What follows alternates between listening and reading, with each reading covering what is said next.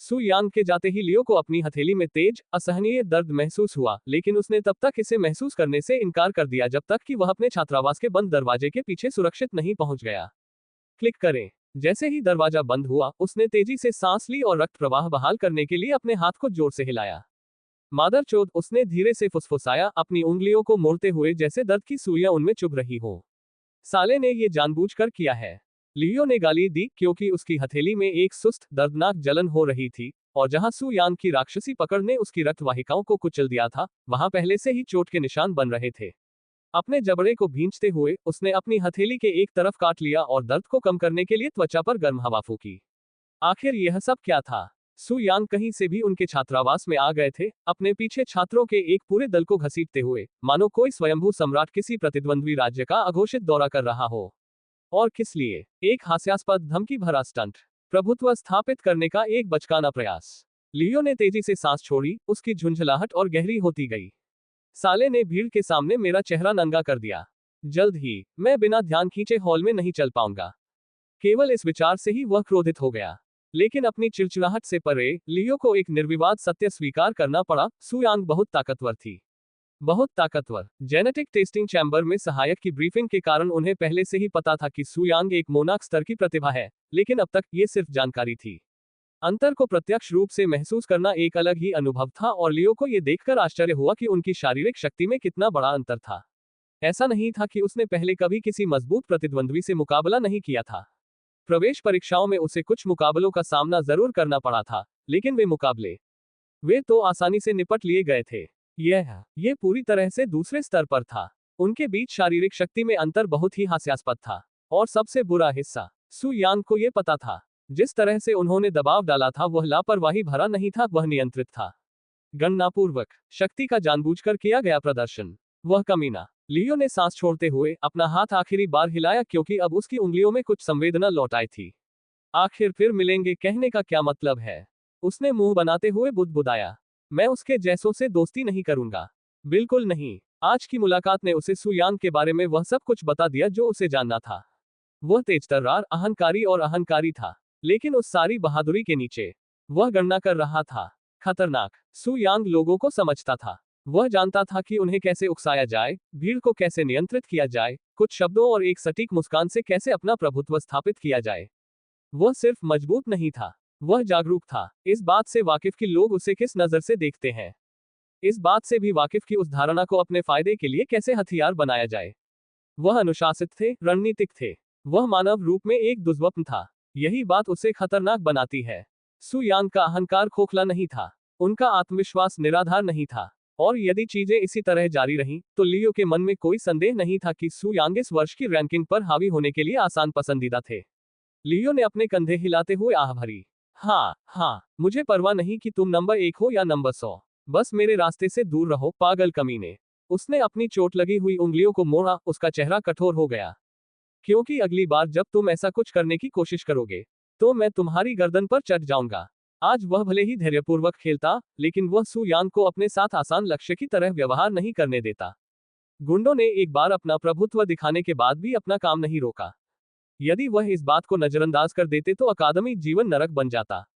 और लियो का अगले कुछ साल सिर झुकाकर बिताने का कोई इरादा नहीं था। तारांकन तारांकन तारांकन तारांकन तारांकन तारांकन। अंततः लियो शाम को रैंकिंग बोर्ड और कक्षा अनुसूची की जांच करने के लिए अपने छात्रावास के कमरे से बाहर निकला। प्रतीक्षा करने का उनका निर्णय सही था, क्योंकि जब तक वे पहुंचे, भीड़ काफी कम हो चुकी थी। केवल मुट्ठी भर छात्र ही बचे थे। कुछ चुपचाप खड़े होकर अपना परिणाम पढ़ रहे थे, जबकि अन्य निराशा में बुदबुदा रहे थे, ये स्वीकार करने में असमर्थ थे कि वे एलीट क्लास में जगह बनाने में असफल रहे हैं। मेरा जीवन खत्म हो गया है। मैंने अपने कुल को शर्मसार कर दिया है। इसका मेरे लिए क्या मतलब है? क्या मुझे अब ये सब खत्म कर देना चाहिए? अगर मैं एलीट क्लास में किसी छात्र को मार दूं तो क्या मेरे लिए जगह खुल जाएगी?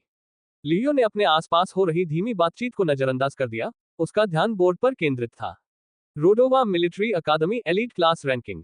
प्रथम स्थान लियो स्काईशिप मोनार्क स्तर की प्रतिभा 95 अंक। दूसरा स्थान सु यांग मोनार्क लेवल टैलेंट 94.5 अंक। तीसरा स्थान म्यूशेन उत्कृष्ट स्तर की प्रतिभा 87 अंक। चौथा स्थान रूलान उत्कृष्ट स्तर की प्रतिभा 85 अंक। पांचवा स्थान गुफैंग उत्कृष्ट स्तर की प्रतिभा 82 अंक। लियो की निगाह सूची पर टिकी रही, उसकी आंखें थोड़ी सिकुड़ गईं। तो मैं सचमुच प्रथम स्थान पर हूँ। सु यांग की अचानक उसमें दिलचस्पी के बाद उसे इस बात का संदेह था, लेकिन लिखित रूप में इसकी पुष्टि होते देखना पूरी तरह से कुछ और ही था। उन्होंने सु यांग जैसे खिलाड़ी से अधिक अंक प्राप्त करने की आशा नहीं की थी, विशेषकर इस तरह की परिस्थिति में। हालांकि आधे अंक के अंतर ने उन्हें सु यांग और उनकी ताकत के बारे में सब कुछ बता दिया। वह सु यांग से अधिक शक्तिशाली नहीं था, वह अधिक तेज नहीं था, वह शारीरिक रूप से अधिक प्रभावशाली नहीं था, लेकिन वह अधिक तेज था। रिफ्लेक्स टेस्ट ने तराजू को उनके पक्ष में झुका दिया था, जिससे उन्हें सु यांग से आगे निकलने के लिए पर्याप्त बढ़त मिल गई थी, भले ही बहुत कम अंतर से।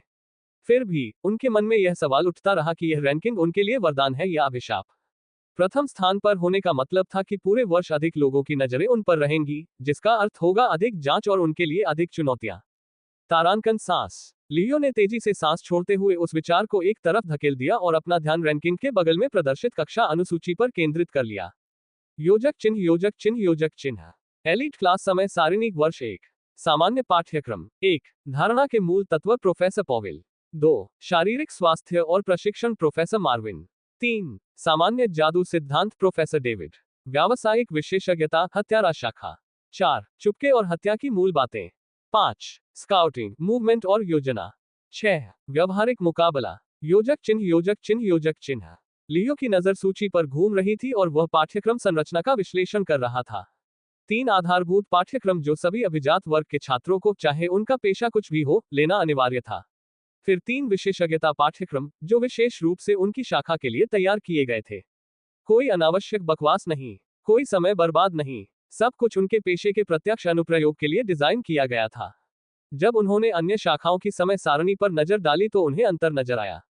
उदाहरण के लिए तलवारबाजी शाखा में चुपके के स्थान पर तलवारबाजी की मूल बातें और तलवार की मंशा थी। उनके पास स्काउटिंग, मूवमेंट और प्लानिंग के स्थान पर नेतृत्व और युद्ध क्षेत्र रणनीति भी एक द्वितीयक विषय था। इस बीच व्यवहारिक युद्ध एक सामान्य पाठ्यक्रम बना रहा, चाहे पेशा कोई भी हो।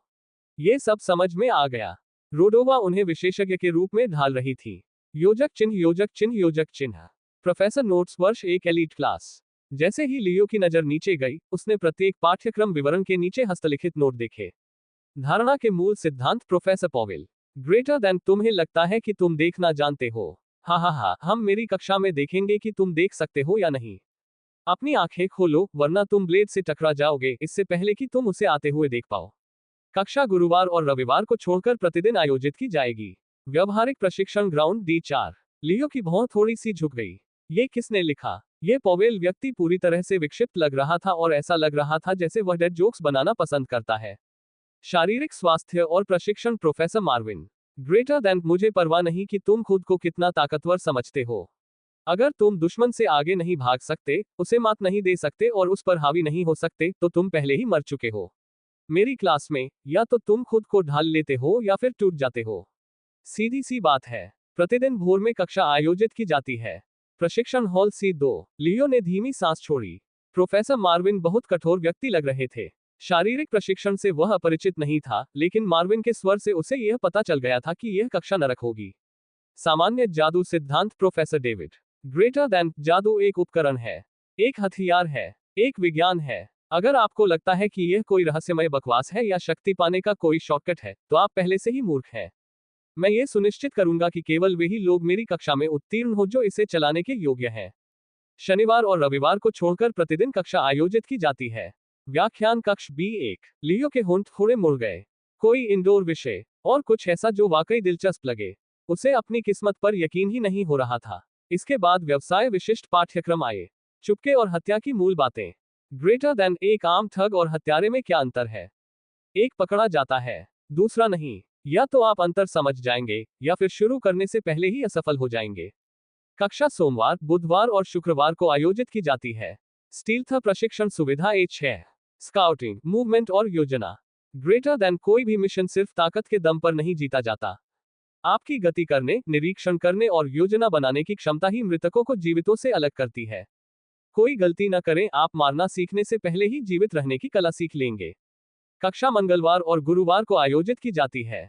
सामरिक क्षेत्र B9। व्यवहारिक मुकाबला। ग्रेटर देन, अगर आप हिचकिचाते हैं तो आप मर जाते हैं। अगर आप में नियंत्रण की कमी है तो आप मर जाते हैं। अगर आप खुद को जरूरत से ज्यादा आंकते हैं तो आप मर जाते हैं। ये सुनने की आदत डाल लीजिए।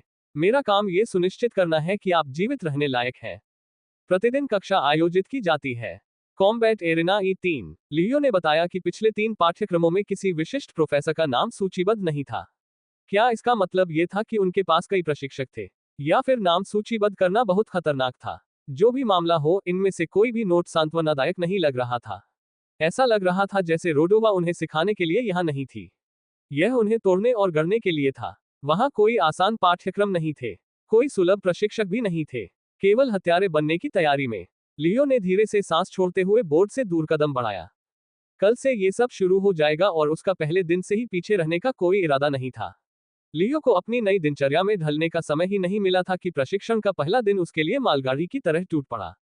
अकादमी एक कठोर समय सारिणी के अनुसार काम करती थी तथा छात्रावास का अलार्म ठीक 4:30 बजे बजता था, जो ये संकेत देता था कि दिन की शुरुआत बिना किसी दया के हो रही है। लियो बड़ी मुश्किल से खुद को बिस्तर से बाहर खींच पाया, अपनी प्रशिक्षण वर्दी पहन ली और बाहर निकल आया। उसके बाद उसे प्रशिक्षण हॉल C2 की ओर ले जाया गया, जहां हर सुबह की पहली कक्षा शारीरिक फिटनेस और प्रशिक्षण आयोजित की जाती थी। अब विशाल हॉल में खड़े होकर उन्होंने निर्दयतापूर्वक कुशल व्यवस्था का अवलोकन किया। वह स्थान बहुत बड़ा था, जिसमें भारी भरकम प्रशिक्षण उपकरण, चढ़ाई की रस्सियां, भारीयुक्त डमी और बाधा दौड़ की कतारें थीं, जो देखने में ऐसी लग रही थी मानो वे किसी अकादमी के बजाय किसी सैन्य बूट शिविर में हो। दीवारों पर भारीयुक्त जैकेटों के रैक, लोहे की प्लेटों के ढेर और प्रतिरोध बैंड लगे हुए थे, जो देखने में ऐसे लग रहे थे जैसे वे मनुष्यों के लिए नहीं, बल्कि ड्रैगन के लिए बनाए गए हो। कुछ छात्रों ने सेटअप को देखते हुए कुछ बुदबुदाया। क्या हम प्रशिक्षण ले रहे हैं या युद्ध के लिए भेजे जा रहे हैं? मैंने सुना है कि प्रशिक्षक बहुत क्रूर है। हाँ, प्रोफेसर मार्विन है ना? वह आदमी पूर्व सैनिक है। यहाँ आने से पहले वह सैनिकों को प्रशिक्षण देता था। लियो ने बातचीत को अनसुना कर दिया, उसकी नजरें अपने आसपास के छात्रों पर टिकी रहीं। कुछ लोग नींद में डूबे हुए लग रहे थे, कुछ उत्साहित लग रहे थे, और फिर कुछ गिने चुने लोग थे जैसे सू यांग, जो बिल्कुल बेफिक्र खड़े थे, मानो ये भी बस एक और सुबह की दिनचर्या हो। तो यह है एलीट क्लास, लियो ने सोचा, क्योंकि वह चारों ओर देख सकता था कि उसके आसपास के सभी लोग किसी न किसी रूप में असाधारण दिख रहे थे। सभी लोग गरिमापूर्ण तरीके से व्यवहार कर रहे थे। किसी ने भी अनावश्यक इशारे या परेशानी नहीं की, और ज्यादातर सभी लोग विनम्र और संयमित थे। भीड़ में लगभग 90% लोग उच्च वर्ग में जन्मे थे, जबकि शेष कुछ लोग दूसरों से नजरें मिलाने में बहुत शर्मीले थे।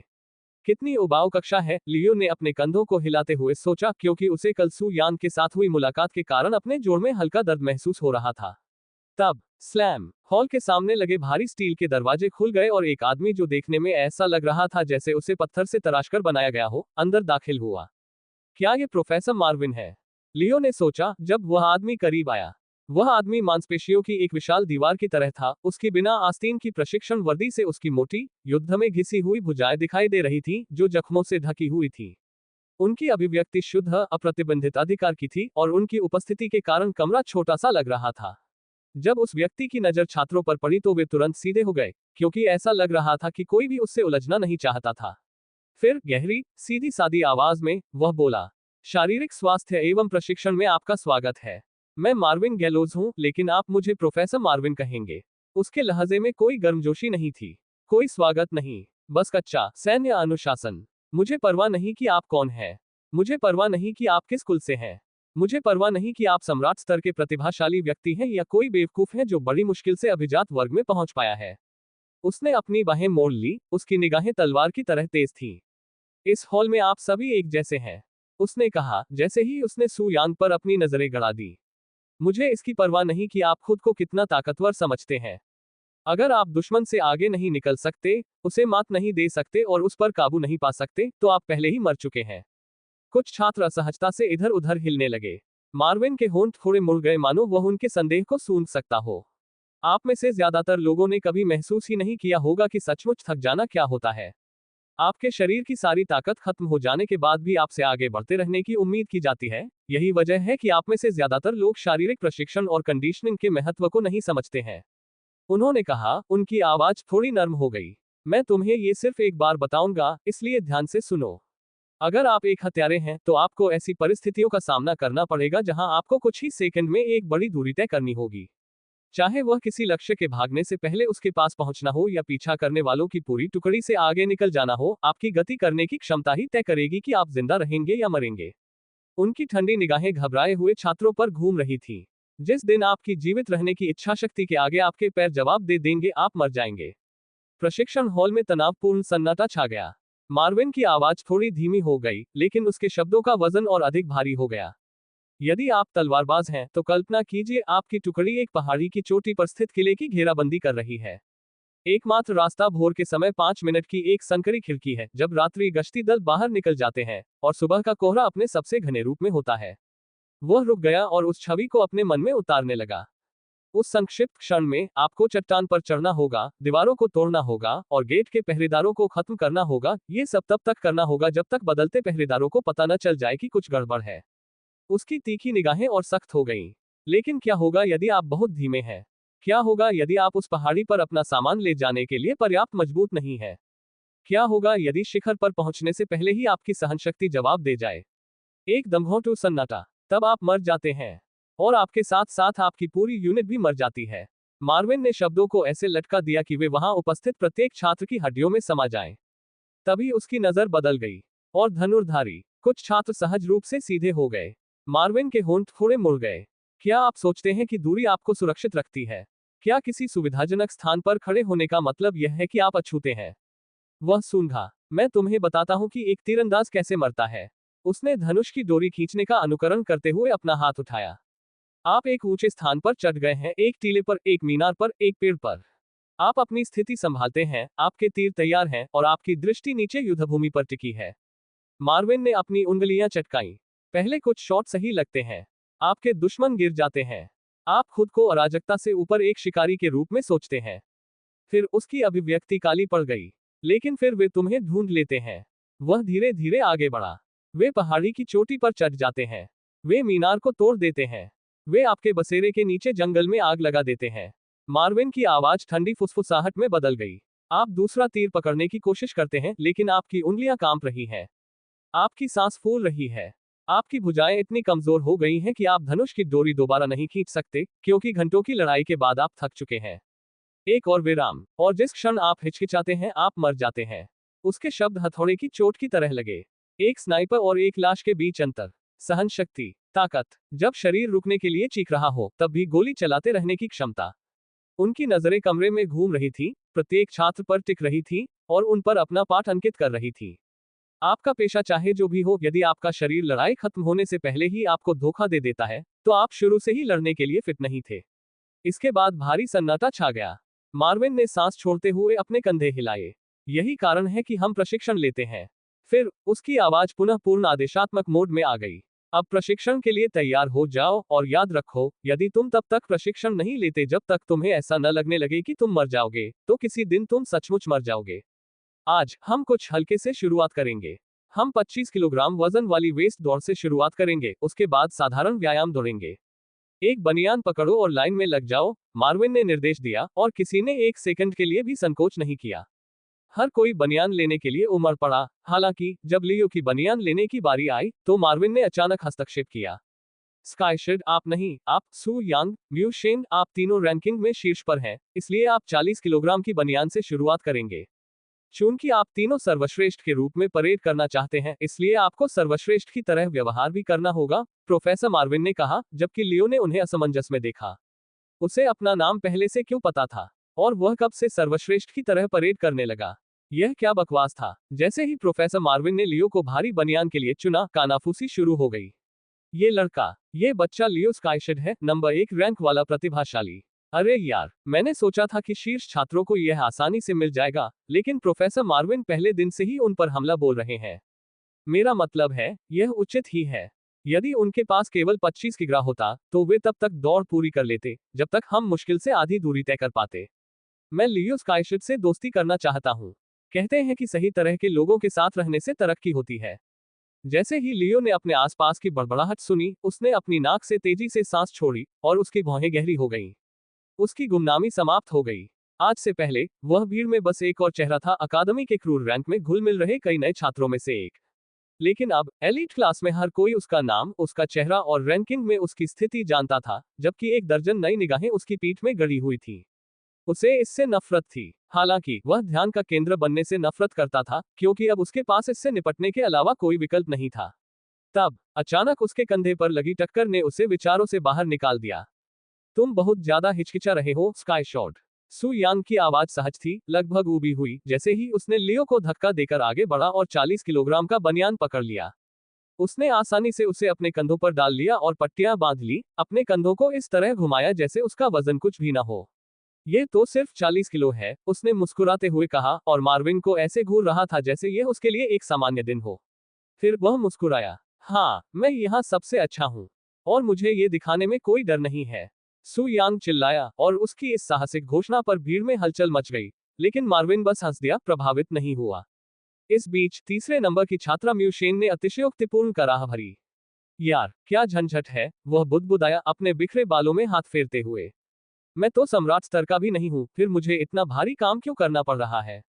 अपनी शिकायतों के बावजूद उन्होंने 40 किलोग्राम की बनियान उठाए और उसे पहन लिया। उनके हाव भाव से यह स्पष्ट हो गया कि उनके विरोध के बावजूद उन्हें बनियान ज्यादा भारी नहीं लगी।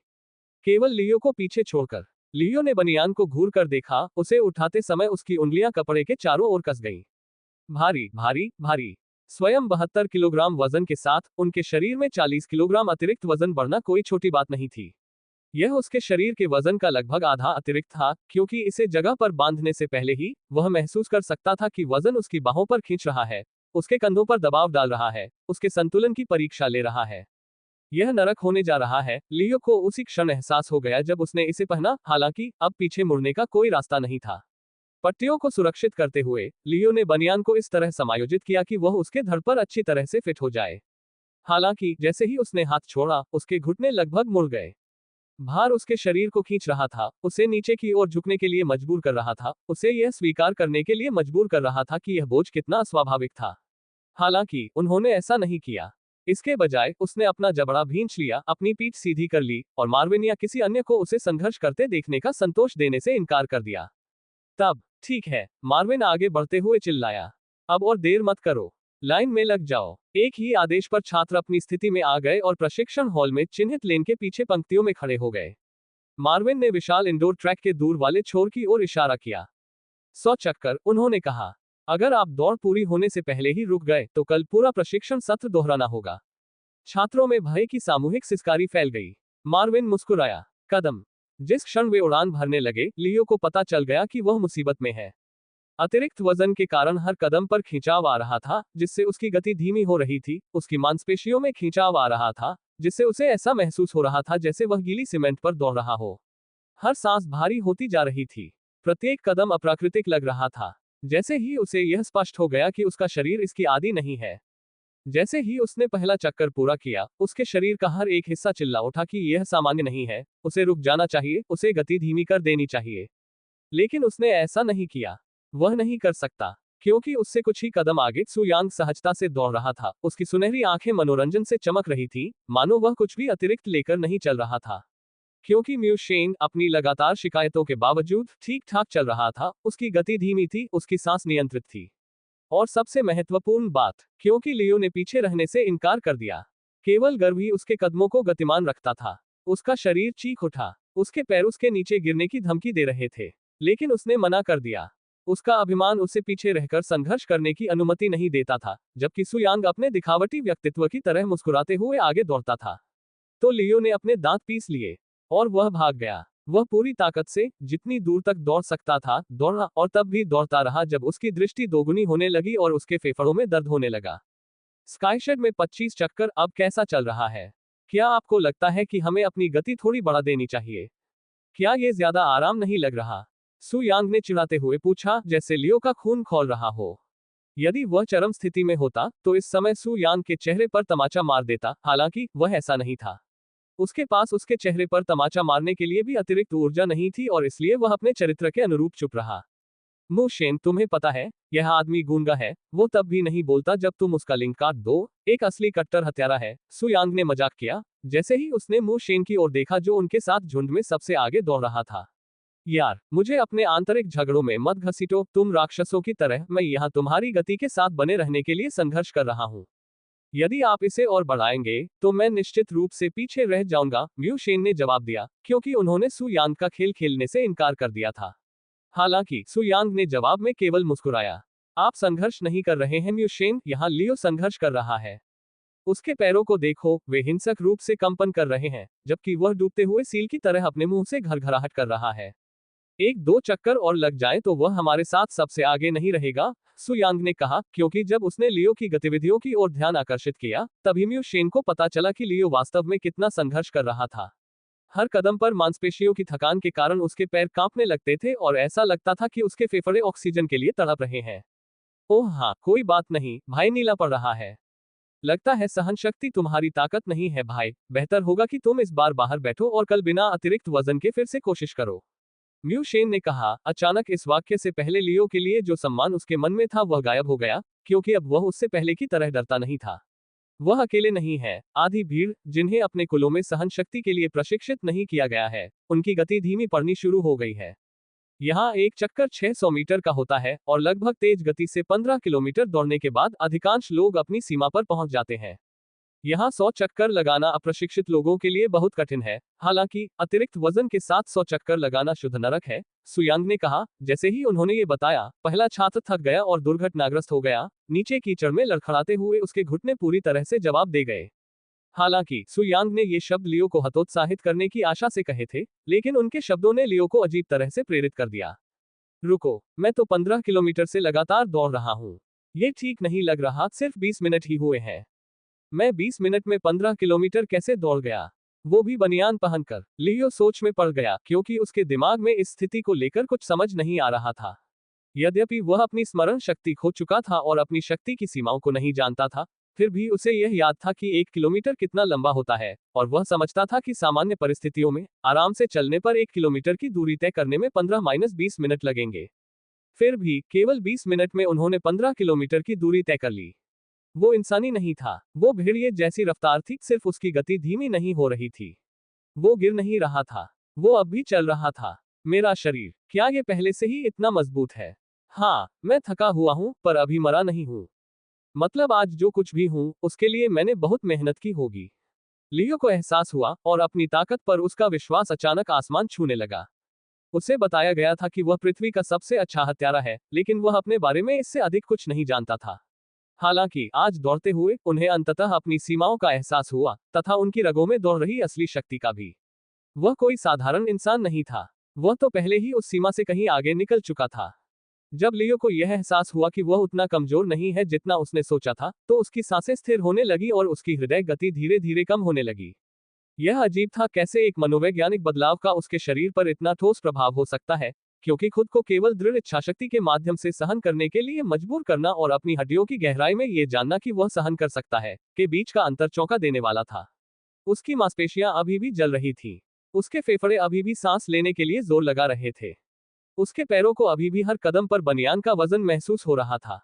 लेकिन अचानक ऐसा लगा कि इसे संभाला जा सकता है। वह निराशा जो उसके अंदर घर कर रही थी, यह विचार कि वह मुश्किल से ही जीवित है जबकि सु यांग उसके चारों ओर चक्कर लगा रही थी, गायब हो गई। क्योंकि अब वह जानता था, वह तेज था, वह मजबूत था, वह इसी के लिए बना था, और इसी से सारा अंतर पैदा हुआ। जैसे जैसे वह आगे बढ़ता गया, उसके कदम समान होते गए और उसकी गति भी सहज होती गई। इस बीच सु यांग, जो अपनी आंख के कोने से लियो के संघर्ष को देख रहा था, ने अपनी नजर थोड़ी संकुचित कर ली। यह बदलाव सूक्ष्म था, लेकिन उन्होंने इसे तुरंत नोटिस कर लिया।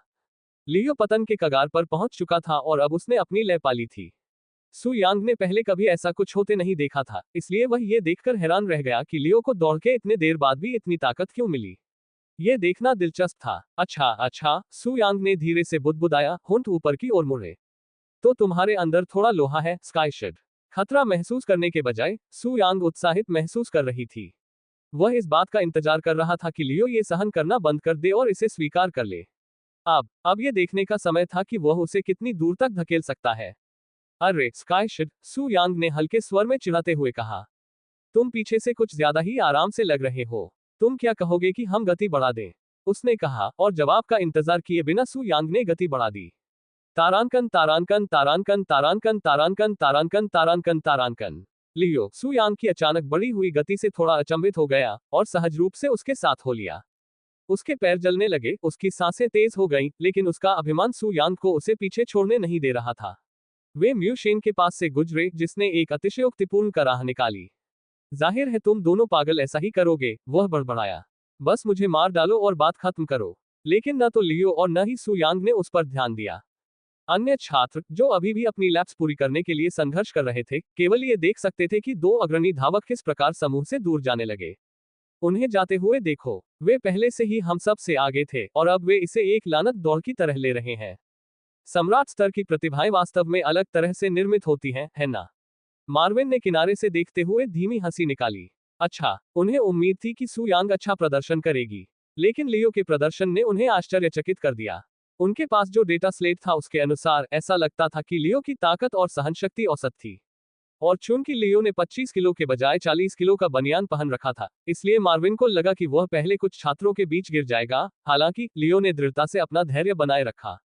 अपनी मांसपेशियों की क्षमता को चोट पहुंचाने के बावजूद लियो शुद्ध एड्रेनालाइन और इच्छाशक्ति पर दौड़ता रहा और सू यांग के साथ मिलकर आगे निकल गया तथा लैप 40 के आसपास सभी को पीछे छोड़ने में कामयाब रहा। अब तक कक्षा के लगभग 50% विद्यार्थी पहले ही अपना नामांकन दे चुके थे। पहले ही दिन उनमें 25 किलोमीटर से अधिक की दूरी तक अधिकतम गति से दौड़ने की हिम्मत नहीं थी, विशेष रूप से भारीयुक्त जैकेट पहनकर। हालांकि बहुत पहले ही अपनी सीमा पार कर लेने के बावजूद लियो बिना रुके दौड़ता रहा। वह सू यांग से एक कदम भी पीछे नहीं रहा जब तक कि वे 50वें लैप पर नहीं पहुंच गए। तारांकन तारांकन तारांकन तारांकन तारांकन तारांकन तारांकन तारांकन। जैसे ही वे 50वें लैप पर पहुंचे, सू यांग को अंततः 30 किलोमीटर तक दौड़ने का तनाव महसूस होने लगा, क्योंकि उनकी सांसें और अधिक तेज चलने लगी और तेज दौड़ने तथा अपनी प्रारंभिक लय को तोड़ने का उनका निर्णय उन्हें वापस परेशान करने लगा। क्या कहो स्काई शॉर्ट, क्या तुम फे अभी तक महसूस कर रहे हो? उसने कहा। उसकी आवाज कर्कश हो रही थी जैसे ही उसने लियो की ओर देखा जो चेहरे पर एक सरल मुस्कान के साथ दौड़ता रहा। ओह चलो अब कुछ तो बोलो, सू यांग ने आग्रह किया जैसे ही वह बलपूर्वक लियो से एक कदम आगे बढ़ा और उसके चेहरे पर नजर डाली। हालांकि उसने जो देखा उससे वह डर के मारे लड़खड़ा गया, क्योंकि उसने अपना संतुलन खो दिया और एक भयानक फिसलन और धमाके के साथ नीचे जमीन पर गिर गया। इस झटके ने सू यांग के शरीर में जोरदार झटके भेजे, लेकिन उसे इसका जरा भी एहसास नहीं हुआ। उसका दिमाग अभी भी उस घटना से थरथरा रहा था जो उसने अभी अभी देखी थी। उसकी छाती धड़क रही थी। वह अपनी कोहनियों के बल ऊपर उठा। उसकी नजरें लियो पर टिकी थी, जो ऐसे दौड़ रहा था जैसे कुछ हुआ ही न हो। लेकिन यह सामान्य नहीं था, यह मानव नहीं था। प्रोफेसर, सू यांग की आवाज भारी होकर निकली और जब वह मार्विन की ओर मुड़ा तो उसकी आवाज थोड़ी फट गई। उसका चेहरा भयानक रूप से पीला पड़ गया था, उसकी सांसें छोटी छोटी चल रही थी और वह जो कुछ देख रहा था उसे शब्दों में व्यक्त करने के लिए संघर्ष कर रहा था। मार्विन, जो किनारे से देख रहा था, भौहें चढ़ाते हुए बोला, यांग, अगर तुम मुझसे फिर से स्प्रिंट में शामिल होने की इजाजत मांगोगे तो तुम इसे भूल जाओ। तुम इसे पूरा कर सकते हो, लेकिन कल तुम्हें पेनल्टी भी देनी होगी। ऐसा नहीं है, सू यांग ने दांत पीसते हुए अपने कांपते पैरों के बावजूद खुद को खड़ा किया। उसने लियो की ओर इशारा किया। उसकी सुनहरी आंखें बड़ी हो गईं, लगभग अविश्वास से। यह मेरे बारे में नहीं है, उसे देखो। मार्विन की नजर लियो की ओर गई और उसने जो देखा उससे उसके चेहरे पर उदासी छा गई। लियो की नाक से खून की मोटी लाल धारियां बह रही थी, उसकी ठुड्डी पर दाग लग रहा था और उसकी बनियान पर टपक रहा था। उसके मुंह के कोनों से और भी खून रिस रहा था, जो उसकी जबड़े की रेखा से नीचे तक गंदी लकीरों में बह रहा था।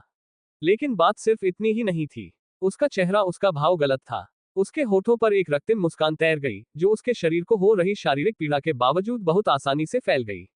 और फिर वहां उसकी आंखें थीं, या यूं कहें कि उनकी कमी। उसकी पुतलियां पूरी तरह से गायब हो गई थी और पीछे केवल पीछे मुड़ी हुई भूतिया सफेद आंखें रह गई थी जो रसातल में घूर रही थी। वह होश में नहीं था, इतना तो स्पष्ट था, लेकिन किसी तरह असंभव रूप से वह अभी भी दौड़ रहा था। सू यांग की रीढ़ में एक ताजा सिहरन दौड़ गई और उसने अपनी मुठ्ठियां भींच ली। उसने ऐसा पहले कभी नहीं देखा था। प्रोफेसर, उसने धीमी आवाज में कहा, उसकी आवाज में किसी डरावनेपन का बोझ था।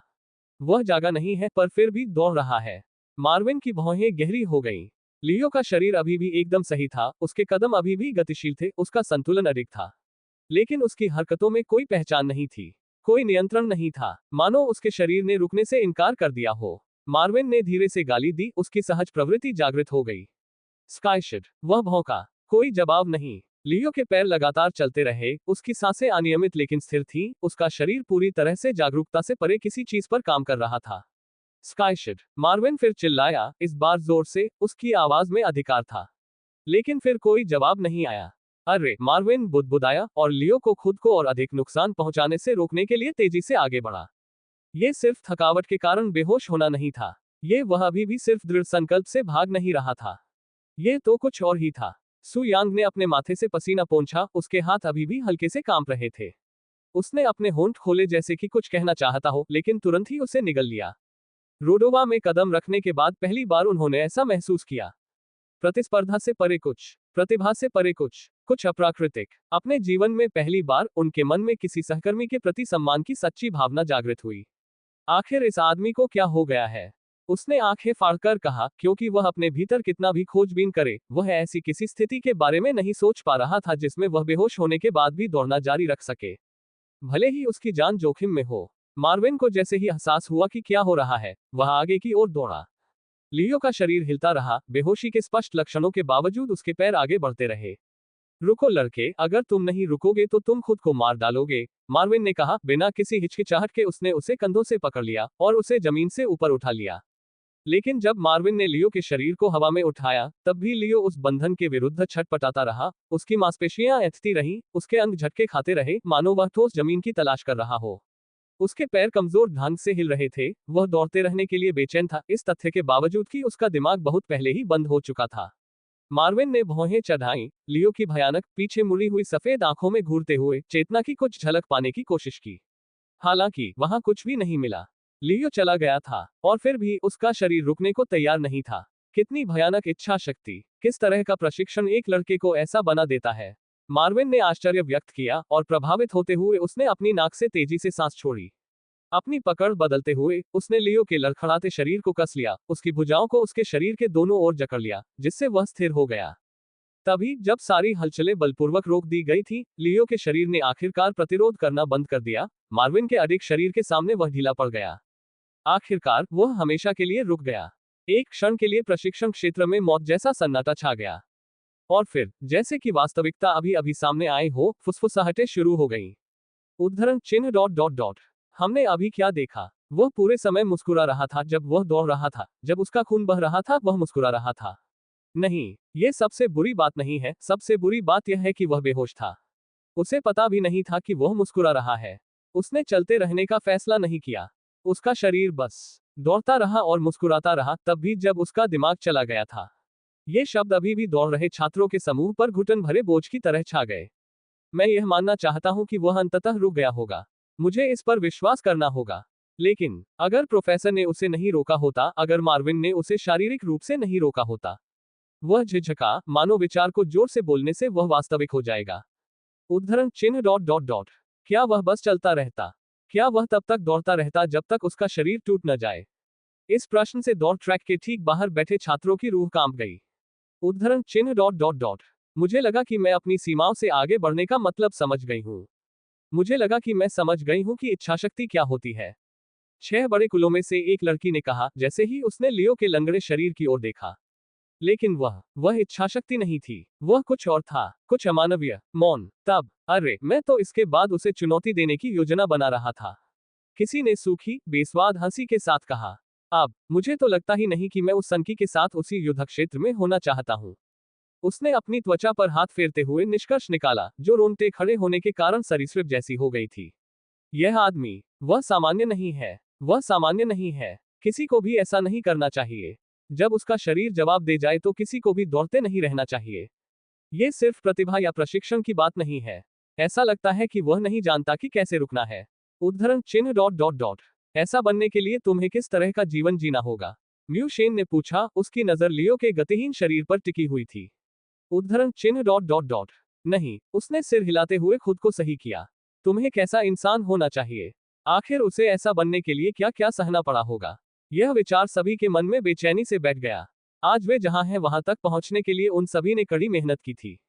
उनमें से किसी का भी जीवन आसान नहीं था। हालांकि जो भी नरक उन्होंने झेला था, अब लियो स्काईशर के अतीत की तुलना में बच्चों के पाक जैसा दिखता है।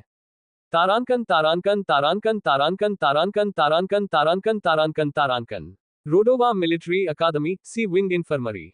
प्रोफेसर मार्विन ने लियो की धड़कन बंद होते ही उसे स्वयं अस्पताल पहुंचाया, क्योंकि उन्होंने महसूस किया कि हर गुजरते सेकंड के साथ लियो की नब्ज थोड़ी कमजोर होती जा रही थी। अस्पताल में अपेक्षाकृत शांति थी, केवल कुछ ही छोटे मोटे मामलों का इलाज किया जा रहा था, खरोंच, चोट और कभी कभार मांसपेशियों में खिंचाव। चूंकि सेमेस्टर अभी शुरू ही हुआ था, इसलिए अभी तक कोई गंभीर चोट नहीं आई थी, जिससे मेडिकल स्टाफ को आने वाली स्थिति के लिए तैयारी करने का मौका मिल गया। इसलिए जब प्रोफेसर मार्विन लियो के कमजोर शरीर को अपने कंधे पर उठाकर अंदर आए, तो कमरे में तुरंत ही हड़कंप मच गया। आधा दर्जन सहायक और एक वरिष्ठ चिकित्सक, जो एक शांतचित्त किंतु आधिकारिक महिला थी, जिसके काले बालों में चांदी की धारियां थीं, उसकी ओर दौड़े। जब उन्होंने लियो की हालत देखी तो उनकी आंखें चौड़ी हो गईं। उसे यहाँ रखो, वरिष्ठ चिकित्सक ने निर्देश दिया और एक मजबूत मेडिकल टेबल की ओर इशारा किया। जैसा कि मार्विन ने कहा था वैसा ही किया और लियो को सावधानीपूर्वक गद्देदार सतह पर उतारा। उसे क्या हुआ? वरिष्ठ चिकित्सक ने पूछा, जब मार्विन ने उन्हें जल्दी से बताया कि कैसे लियो बेहोश होने के बावजूद दौड़ता रहा तथा अपने शरीर को उसकी सीमाओं से परे धकेलता रहा। जो कुछ हुआ था उसका सामान्य विचार प्राप्त करने के बाद सहायक तुरंत काम पर लग गए। उनके हाथ निदानात्मक भावना से चमक रहे थे क्योंकि उन्होंने तीव्र मूल्यांकन शुरू कर दिया था।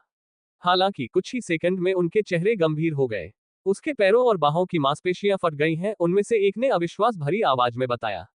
एक अन्य ने कहा, उसकी तिबिया, फिबुला और मेटाटार्सल में कई तनाव फ्रैक्चर हैं। मन की थकावट का पता चला, उसके भंडार पूरी तरह से समाप्त हो गए हैं। लेकिन सबसे बुरा तो अभी आना बाकी था। लियो के बिस्तर के पास खड़ी वरिष्ठ चिकित्सक ने अपना हाथ उसकी छाती के ठीक ऊपर रखा और जब वह गहन स्कैन कर रही थी तो उसकी चेतना तरंगों में स्पंदित हो रही थी। एक सेकंड बाद उसकी आंखों में झटके से कुछ झिलमिलाहट सी हुई। उसके बाएं फेफड़े में एक छोटा सा छेद है, उसने कहा। उसकी हमेशा की तरह शांत आवाज में एक अजीब सा अविश्वास था। शायद लंबे समय तक ऑक्सीजन की कमी के कारण, अत्यधिक परिश्रम के कारण ऐसा हुआ है। एक सहायक ने मुश्किल से कहा, ये तो कोई मतलब नहीं रखता। ऐसी चोट तेज लड़ाई में लगती है, दौड़ने से नहीं। वरिष्ठ चिकित्सक ने तेजी से सांस छोड़ते हुए लियो के अचेतन शरीर का निरीक्षण करते हुए खुद को पीछे खींचा। उसका चेहरा अभी भी पीला था, होंठ थोड़े खुले हुए थे और उसका शरीर अजीब तरह से निश्चल पड़ा था। उसकी सारी शक्ति समाप्त हो चुकी थी, लेकिन अब भी क्षति के बावजूद उसकी उंगलियां हिल रही थीं, मानो उसका शरीर अभी भी हिलने की कोशिश कर रहा हो। इस हद तक आत्मविनाश, वरिष्ठ चिकित्सक ने धीरे से बुदबुदाया। कोई अपने साथ ऐसा कैसे कर सकता है? प्रोफेसर मार्विन ने अपनी बाहें क्रॉस करके खड़ी कर ली, उनकी पैनी नजर लियो पर टिकी हुई थी। उन्होंने बरसों से कई छात्रों को देखा था, कई उभरते हुए योद्धाओं को, लेकिन किसी ने भी बिना किसी वास्तविक लड़ाई में शामिल हुए खुद को इतना नुकसान नहीं पहुंचाया था। उसने धीमी आवाज में कहा, कैसे भूल जाओ? क्या तुम उसे ठीक कर सकते हो? वरिष्ठ चिकित्सक ने सिर हिलाया, लेकिन उसकी आंखों में झिझक थी। हाँ, उसकी चोटें गंभीर हैं, लेकिन उचित उपचार से कुछ ही घंटों में पूरी तरह ठीक हो सकती है। मैं कोशिश करूंगी और सुनिश्चित करूंगी कि वह 2.5 घंटे बाद होने वाली अपनी अगली कक्षा न छोड़े, लेकिन वह नाश्ता अवश्य छोड़ देगा। उसने निष्कर्ष निकाला, जबकि मार्विन के होंठ थोड़े मुड़ गए, हालांकि उसके चेहरे पर कोई हास्य नहीं था। ठीक है, उसे ठीक कर दो और जब वह जाग जाए तो उसे बता देना कि वह मेरी प्रशिक्षण कक्षा में असफल हो गया है और उसे कल 100 चक्कर फिर से लगाने होंगे। मार्विन ने निर्देश दिया और यह कहकर वह अस्पताल हॉल से बाहर चला गया, अपना सिर हिलाते हुए, मानो मांसपेशियों वाले प्रोफेसर से निराश हो। मुख्य चिकित्सक ने एक सीरम तैयार किया, साथ ही अपने सहायकों को निर्देश भी दिए। मन पुनर्जनन समाधान तैयार करें। उसे गहरे ऊतकों के उपचार और पूर्ण विसरण चक्र की आवश्यकता है। ताशा, उसके फेफड़ों पर उपचार मंत्र डालो, छेद छोटा है, तुम उसे जल्दी भर सकती हो। डेरिन, लीक हुए खून को बाहर निकालो, छोटी धमनियों को खोलो। हेल्दी, उसकी टूटी हुई हड्डियों को ठीक करो। चॉप, अगली क्लास 2.5 घंटे में है। मुख्य चिकित्सक ने निर्देश दिया, क्योंकि पूरी टीम ने लियो के शरीर पर दोगुनी गति से काम किया। लियो में हलचल हुई, उसकी इंद्रियां धीरे धीरे पुनः ध्यान में आने लगी। सब कुछ दुख रहा था। उसके अंग मृत भार की तरह महसूस होते थे, उसकी मांसपेशियां थोड़ी सी भी हलचल पर विरोध में चीख उठती थी और उसका सिर एक सुस्त तेज दर्द से धड़कता था। यह ऐसा था जैसे वह अपने जीवन की सबसे बुरी मार खाकर जाग उठा हो, सिवाय इसके कि उसे याद ही नहीं था कि उसे कब मार पड़ी थी। तारांकन हौंफना, एक गहरी सांस ने उसकी छाती में एक तेज असहज दबाव डाला।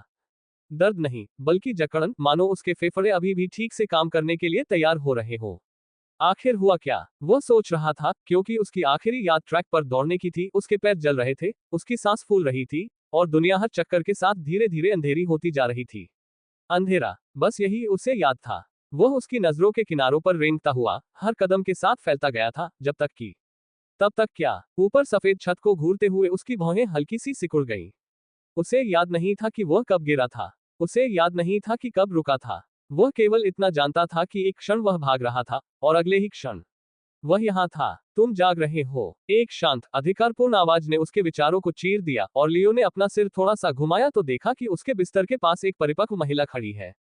उसके काले बाल चांदी की लकीरों से सजे हुए थे, जो एक सुंदर जूड़े में बंधे थे, और उसकी पैनी, आकलन करने वाली आंखें चिकित्सीय परिशुद्धता के साथ उस पर घूम रही थी। तुमने हमें बहुत परेशान कर दिया, नौजवान, उसने एक छोटी शीशी बेडसाइड टेबल पर रखते हुए कहा। बहुत कम छात्र पहले दिन ही अस्पताल पहुंच पाते हैं, कम से कम दौड़कर तो नहीं। लियो ने पलकें झपकाईं, उसका गला सूख गया था क्योंकि अंततः उसने अपने आसपास के वातावरण को महसूस किया। ये सी विंग इन्फर्मरी थी, उसने इसे बाहर से ओरिएंटेशन के दौरान देखा था। मैं कितनी देर बाहर था? उसने पूछा, उसकी आवाज कर्कश थी, शायद इसलिए क्योंकि उसने कई घंटों से बात नहीं की थी। 2 घंटे से थोड़ा अधिक। चिकित्सक ने घड़ी की ओर देखते हुए उत्तर दिया, और लियो ने उसकी प्रतिक्रिया पर तेजी से सांस छोड़ी। यह आदर्श स्थिति नहीं थी, क्योंकि 2 घंटे तक बाहर रहने का मतलब था कि वह सुबह की प्रशिक्षण कक्षा में होने वाली अधिकांश गतिविधियों से चूक गया, तथा नाश्ता करने का मौका भी चूक गया। अगर आप अपनी अगली कक्षा नहीं छोड़ना चाहते, तो आपको चलना होगा। चिकित्सक ने चेतावनी दी और उसके पास मेज पर रखी शीशी को उठाते हुए गिलास उसके हाथ में थमा दिया। इसे पूरे दिन पिएं। छोटे छोटे घूंट लें, एक साथ नहीं। इससे आपके शरीर को ठीक होने में मदद मिलेगी। लियो ने थोड़ा सा भौहें सिकोड़ते हुए औषधि को घूरा। यह पेशाब की तरह गंदा और पीला लग रहा था, और एक बार जब यह विचार उसके दिमाग में आया, तो वह इसे पीने की कल्पना भी नहीं कर सका।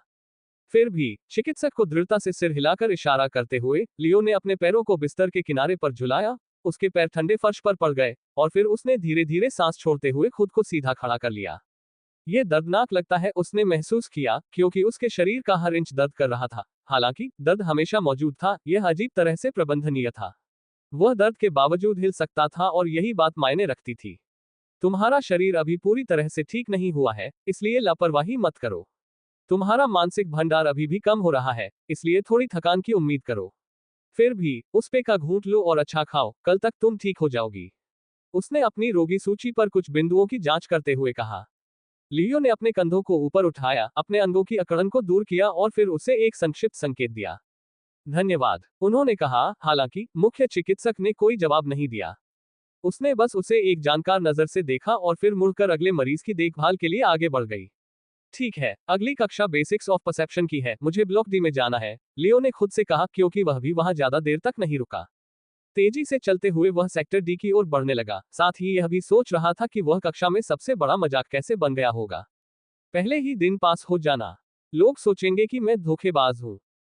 मैं मजाक और बदमाशी का केंद्र बनने जा रहा हूँ। लोग मुझ पर हमला करेंगे, सिर्फ इसलिए कि मैं नंबर 1 हूँ और योग्य नहीं हूँ, लियो ने सोचा, क्योंकि वह अगली कक्षा में जाने से लगभग डर रहा था।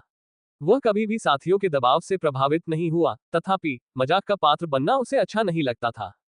फिर भी, कोई अन्य विकल्प न होने के कारण, वह अगली कक्षा में पहुंच गया, जहां उसके पहुंचने पर माहौल उसकी अपेक्षा से बिल्कुल अलग था। तारांकन तारांकन तारांकन तारांकन तारांकन तारांकन तारांकन तारांकन तारांकन।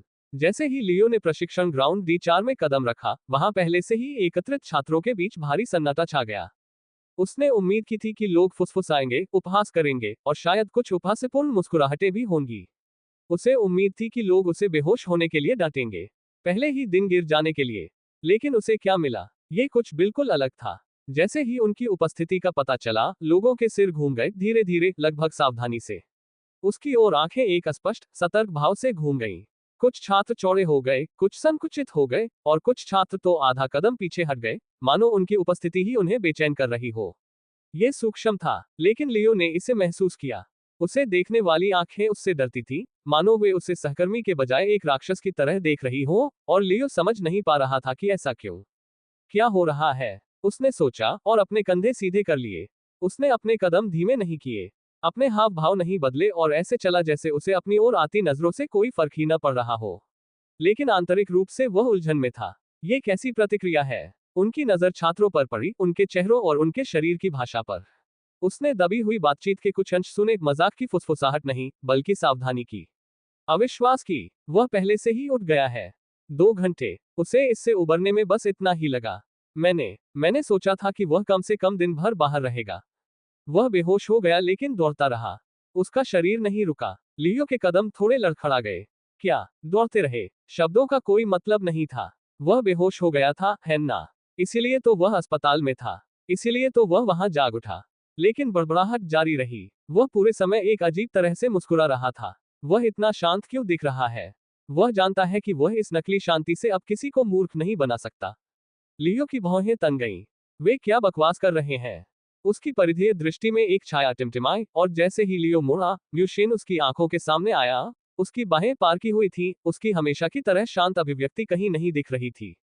तुम सच में एक अजीब आदमी हो, स्काईशिप, म्यूशेन ने बड़बड़ाया, अपमानजनक तरीके से नहीं, बल्कि ऐसे जैसे वह अभी भी यह समझने की कोशिश कर रहा था कि उसने क्या देखा था। लियो ने भौहें चढ़ाई, आखिर हुआ क्या? म्यूशेन के होंठ थोड़े से खुल गए, मानो जवाब देने वाले हो। तब, ठीक है, शांत हो जाओ। छात्रों की बड़बड़ाहट के बीच एक तीखी, आदेशात्मक आवाज आई, जिसने तुरंत ही माहौल को ध्यान में ला दिया। लियो ने अपना सिर स्रोत की ओर घुमाया, उसका ध्यान प्रशिक्षण मैदान के सामने खड़े प्रशिक्षक पर केंद्रित हो गया। एक लंबा, दुबला पतला आदमी, जिसकी निगाहें पैनी थी और मुस्कान शिकारी जैसी थी। उसकी मुद्रा शांत थी, लगभग आलसी, लेकिन उसमें कुछ ऐसा था जो खतरे की आहट दे रहा था। ये प्रोफेसर पॉवेल थे, धारणा के मूल सिद्धांतों के प्रशिक्षक। लियो उसे देखकर ही बता सकता था कि यह कोई ऐसा आदमी नहीं है जिसे हल्के में लिया जा सके। अब ये देखने का समय है कि क्या आप वास्तव में देख सकते हैं, उन्होंने कहा, और अपनी उंगलियों के एक झटके से उन्होंने एक पतली धूसर धुंध उत्पन्न कर दी, जिसने पूरे प्रशिक्षण मैदान को ढक लिया। प्रोफेसर पॉवेल द्वारा बुलाए गए धूसर कोहरे ने छात्रों के आसपास के वातावरण को धीरे धीरे धुंधला कर दिया। इससे न केवल दृश्यता कम हुई, बल्कि ध्वनियां भी धीमी हो गईं, बाहरी व्यवधान कम हो गए, तथा प्रशिक्षण स्थल पर अप्राकृतिक शांति छा गई। ये घुटन भरा तो नहीं था, लेकिन ये भ्रमित करने वाला था, जिससे छात्रों के लिए अपने स्थान से 15 मीटर से अधिक दूर तक देख पाना असंभव हो गया, जिससे उनकी इंद्रियां अत्यधिक सक्रिय हो गईं। और इसी बदले हुए माहौल में प्रोफेसर पॉवेल उस स्थान से गायब हो गए, जहां वे खड़े थे। उनकी आवाज खुली कक्षा के हर कोने में गूंज रही थी, जब उन्होंने अपना पाठ शुरू किया। धारणा, उन्होंने कहा, उनकी आवाज धुंध के बीच सहजता से गूंज रही थी। ये केवल देखने के बारे में नहीं है, ये समझने के बारे में है। उनका लहजा स्थिर और विचारपूर्ण था। वे सिर्फ उपदेश नहीं दे रहे थे, वे शिक्षा दे रहे थे, और उनके हर शब्द में वजन था। नौसिखिए युद्ध में सबसे बड़ी गलती यह मान लेते हैं कि सिर्फ उनकी आंखें ही उन्हें बचा लेंगी। अगर वे हमला देख सकते हैं, तो वे जवाब दे सकते हैं। अगर वे अपने प्रतिद्वंद्वी पर नजर रखेंगे, तो उन्हें पता चल जाएगा कि क्या होने वाला है। पॉवेल ने उपहास किया, क्योंकि छात्रों के आसपास का कोहरा छटता हुआ अब और घना होता जा रहा था। आप अपनी आंखों से नहीं देखते, आप अपने दिमाग से देखते हैं, पॉवेल ने कहा, उनकी आवाज अब और भी दृढ़ हो गई। आपकी आंखें तो बस एक उपकरण है, एक दोषपूर्ण, आसानी से धोखा खाने वाला उपकरण। वे भ्रम में पड़ जाती हैं, गति का गलत अनुमान लगा लेती हैं, और लड़ाई की गर्मी में आपकी गतिविधियों पर नजर नहीं रख पाती। जीवित रहने के लिए, फलने फूलने के लिए, और इस अकादमी द्वारा आपको जिस तरह के योद्धाओं के रूप में ढाला जा रहा है, उसके लिए आपको सिर्फ नजर से ज्यादा की जरूरत है। धारणा, सूचना को संसाधित करने, पैटर्न को पहचानने और अनुमान लगाने के बजाय जानने की क्षमता है। एक सच्चा हत्यारा अपने प्रतिद्वंद्वी के ब्लेड को नहीं देखता, वह वजन में बदलाव, अपनी मांसपेशियों में तनाव को उसके हिलने से पहले ही भांप लेता है। एक तलवारबाज मौके की तलाश नहीं करता, वह युद्ध की लय को महसूस करता है, और बिना किसी हिचकिचाहट के ये समझ जाता है कि कब वार करना है। एक तीरंदाज केवल निशाना नहीं साधता, वह हिलने से बहुत पहले ही अनुमान लगा लेता है कि उसका लक्ष्य कहाँ होगा। एक विराम। धारणा का मतलब सिर्फ अपने आसपास के माहौल पर ध्यान देना नहीं है, इसका मतलब है उसे समझना। कोहरा घना हो गया, जिससे दृश्यता और भी कम हो गई। छात्र तनाव में आ गए। इस धुंध में तुम अंधे हो, तो बताओ तुम कैसे लड़ोगे? कोई भी नहीं बोला। पॉवेल हंसा। यह कोई सुखद आवाज नहीं थी। देखिए, कच्ची जानकारी तब तक अर्थहीन रहती है जब तक आपको ये पता न हो कि उसकी व्याख्या कैसे की जाए। आगे बोलने से पहले उन्होंने अपनी बात शांत होने दी। आप में से कुछ लोग इस समय घबराए हुए हैं। आपने अपनी एक इंद्रिय खो दी है, और अनुकूलन करने के बजाय आप जड़वत हो गए हैं। कुछ लोग अपनी आंखों पर जोर डाल रहे हैं, कोहरे के बीच से देखने की कोशिश कर रहे हैं। यह एक भूल है। आप किसी ऐसी चीज पर भरोसा कर रहे हैं जो पहले से ही आपको निराश कर रही है। तनाव और बढ़ गया। देखना निष्क्रिय है, अनुभव करना सक्रिय है। इसका अर्थ है कि जब आपकी आंखें बंद हों, तब भी आपको पता हो कि क्या हो रहा है। इसका अर्थ है किसी खतरे की उपस्थिति को पहचानना, इसलिए नहीं कि आपने उसे हिलते देखा, बल्कि इसलिए कि आपने हवा में बदलाव महसूस किया, क्योंकि आपने जमीन पर पैर की हल्की सी खड़खड़ाहट सुनी, क्योंकि आपकी सहज प्रवृत्ति ने आपको बताया कि कुछ गड़बड़ है। उसके लहजे में कोई मजाक नहीं था, सिर्फ सच्चाई। और इसी बात ने बात को और बदतर बना दिया। पॉवेल ने अंत में कहा, यही कारण है कि आप कमजोर हैं। जैसे ही छात्रों के चारों ओर का कोहरा तेजी से छंटने लगा, उनमें बेचैनी की लहर दौड़ गई। हालांकि जैसे ही कोहरा छंटा, सभी छात्रों के लिए यह भयावह बात थी कि उनमें से प्रत्येक के पीछे एक नकाबपोश हत्यारा खड़ा था, जिसने अपनी चाकुओं को अपनी पीठ की ओर तान रखा था। उनमें से कोई भी यह नहीं जान पाया कि हत्यारा उनके पीछे कब आया, या वे कब उनके बगल वाले व्यक्ति के पीछे आए। कक्षा के पहले दिन की तरह वे सभी सामूहिक रूप से अपने जीवन पर खतरे को महसूस करने में असफल रहे।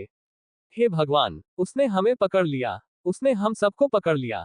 ये लोग यहाँ कैसे आ गए? मुझे तो कुछ भी समझ नहीं आया। मैं पूरे समय पीछे मुड़कर देख रहा था, लेकिन फिर भी मुझे कुछ समझ नहीं आ रहा था। क्या हम वाकई धारणा के मामले में इतने कमजोर हैं? छात्र आपस में फुसफुसा रहे थे, क्योंकि पॉवेल के प्रदर्शन ने सभी को अवाक कर दिया था। यहाँ तक कि सू यांग, जो इस तरह से घूम रहा था जैसे वह सबसे अच्छा हो, अपने पीछे हत्यारे की उपस्थिति को महसूस नहीं कर सका, क्योंकि जब उसने खंजर की ठंडी नोक को अपनी पीठ पर दबा हुआ महसूस किया तो उसके चेहरे पर गहरी उदासी छा गई। उसे इस तरह से अचानक पकड़े जाने पर गर्व नहीं था। हालांकि जब उसने चारों ओर देखा कि म्यू शेन और लियू स्काइशेड दोनों को एक ही भाग्य का सामना करना पड़ रहा है, तो उसे किसी तरह पहले जितना बुरा नहीं लगा। यदि आप में से कोई सोच रहा था कि आज से पहले आपको धारणा पर कक्षा लेने की आवश्यकता क्यों है, अब आप जानते हैं कि क्यों पॉवेल ने निष्कर्ष निकाला, और अपने हाथों की ताली के साथ उन्होंने इकट्ठे हुए हथियारों को भगा दिया। छात्रों को यह जानने का कोई तरीका नहीं था कि उनके आसपास छिपे हत्यारे वास्तव में अत्यधिक कुशल कार्यकर्ता थे, ग्रैंडमास्टर स्तर के योद्धा जिन्हें विशेष रूप से इस अभ्यास के लिए नियुक्त किया गया था। उनकी उपस्थिति किसी भी छात्र की वर्तमान स्तर पर पकड़ से कहीं ज्यादा थी, लेकिन उस महत्वपूर्ण जानकारी के बिना उन्हें बस अपर्याप्तता का एहसास होता था। किसी एक भी उपस्थिति को महसूस न कर पाने की उनकी नाकामी उन्हें अंदर तक कचोट रही थी, जिससे वे अपनी सहज प्रवृत्ति, अपने प्रशिक्षण और अपनी योग्यता पर सवाल उठाने लगे। फिर भी निराश होने के बजाय इसने कुछ और गहरा जगा दिया, सीखने की एक कच्ची तीव्र इच्छा, समझने की, सिर्फ नजर से परे देखने की, जो कि प्रोफेसर का लक्ष्य था। आपके अन्य पाठ्यक्रमों के विपरीत, हम लक्ष्यों के आधार पर धारणा की मूल बातें कक्षा में प्रगति करेंगे। प्रत्येक लक्ष्य को प्राप्त करने के लिए आपके पास 4 सप्ताह का समय है, जिसके बाद हम अगले लक्ष्य पर आगे बढ़ेंगे। यदि आप समय से पहले अपना लक्ष्य प्राप्त कर लेते हैं, तो आप उस अवधि के लिए शेष कक्षाओं से छुट्टी ले सकते हैं, इसमें कोई समस्या नहीं है। हालांकि यदि आप पीछे रह गए हैं, तो बेहतर होगा कि आप सोने से पहले अतिरिक्त समय तक काम करें, क्योंकि मैं आपके ग्रेड काट लूंगा और आपके आगे बढ़ने का इंतजार किए बिना ही बेरहमी से आगे बढ़ जाऊंगा, पॉवेल ने चेतावनी देते हुए कक्षा के प्रारूप की व्याख्या की। पहला उद्देश्य आपकी दृष्टि में अंधे धब्बों को खत्म करना है। इसे प्राप्त करने के लिए हम मूलभूत धारणा कौशल 360 डिग्री दृश्य से शुरुआत करते हैं। आपकी आनुवंशिक प्रतिभा का स्तर इस कौशल के उस संस्करण को निर्धारित करेगा जिसे आप सीखेंगे। ग्रैंड मास्टर स्तर की प्रतिभाओं को इस कौशल के महान संस्करण पेरिफेरल विजन को सीखने का अवसर मिलेगा। पारलौकिक स्तर की प्रतिभाएं आगे बढ़कर अर्ध दिव्य स्तर पूर्ण दृष्टि तक पहुंच सकती हैं, जबकि हमारे कुछ भाग्यशाली सम्राट स्तर की प्रतिभाओं को परम रूप पूर्ण दृष्टि तक पहुंच प्राप्त होगी, जो एक ऐसी क्षमता है जो धारणा का एक अद्वितीय क्षेत्र प्रदान करती है। अगले 4 सप्ताह में आपका कार्य सरल है। पूर्ण अंक प्राप्त करने के लिए इंटरमीडिएट ग्रेड तक कौशल में निपुणता प्राप्त करें। केवल बेसिक ग्रेड प्राप्त करें और आप पास हो जाएंगे, लेकिन मुश्किल से। यदि आप इसे बिल्कुल भी नहीं सीखते हैं, तो आपको शुरू से ही अंक में कटौती का सामना करना पड़ेगा। यह सच्ची जागरूकता की ओर आपका पहला कदम है। देखते हैं कि आप में से कितने लोगों में इसके लिए जरूरी गुण है। पॉवेल ने कहा, जैसे ही उनकी उंगलियों ने ताली बजाई, उन्होंने डिजिटल स्किल स्क्रॉल तैयार कर दिए जो किसी व्यक्ति की आनुवंशिक प्रतिभा के अनुसार उसके हाथों में आ गए। लियो और सू यांग को कौशल का अंतिम संस्करण पूर्ण दृष्टि के रूप में मिला, जबकि म्यू शेन और अन्य शीर्ष प्रतिभाओं को पूर्ण दृष्टि प्राप्त हुई। हालांकि कक्षा के अधिकांश छात्रों को पेरिफेरल विजन मिला, जिससे पता चला कि कैसे एलीट क्लास में भी 70% से अधिक छात्र अभी भी ग्रैंडमास्टर स्तर की प्रतिभा वाले थे। अपने कौशल होलोग्राम प्राप्त करने के बाद प्रोफेसर पॉवेल ने छात्रों को अपने स्क्रॉल की समीक्षा करने का निर्देश दिया, ताकि यह सुनिश्चित किया जा सके कि उन्होंने मौलिक अवधारणाओं को समझ लिया है, उसके बाद ही वे आगे स्पष्टीकरण दे सकें। उनके निर्देशानुसार सभी छात्रों ने अपने अपने होलोग्राम सक्रिय कर दिए, तथा विस्तृत आरेख और स्पष्टीकरण उनके सामने प्रकट हो गए। प्रत्येक होलोग्राम में एक मन परिसंचरण मानचित्र होता था, जो ये दर्शाता था कि उन्हें सौंपी गई 360 डिग्री दृश्य तकनीक को कैसे सक्रिय किया जाए, और जबकि आधारभूत अवधारणा एक ही थी, चाल की विशिष्ट कार्यक्षमता कौशल के स्तर के आधार पर भिन्न होती थी। कक्षा के अधिकांश छात्रों के लिए जिन्हें पेरिफेरल विजन तकनीक दी गई थी, ये कौशल एक निष्क्रिय सोनार के रूप में कार्य करता था।